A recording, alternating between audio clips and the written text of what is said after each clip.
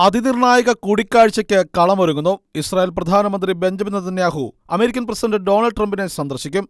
അടുത്ത തിങ്കളാഴ്ചയാണ് Netanyahu വാഷിംഗ്ടണിലെത്തുന്നത്. Iran, Gaza, പശ്ചിമേഷ്യയിലെ മറ്റു വിഷയങ്ങളിന്മേൽ ഇരുവരും ചർച്ച നടത്തും. കഴിഞ്ഞ ഏപ്രിലിലായിരുന്നു നെതന്യാഹു അവസാനമായി വാഷിംഗ്ടണിലെത്തി ട്രംപിനെ സന്ദർശിച്ചത്.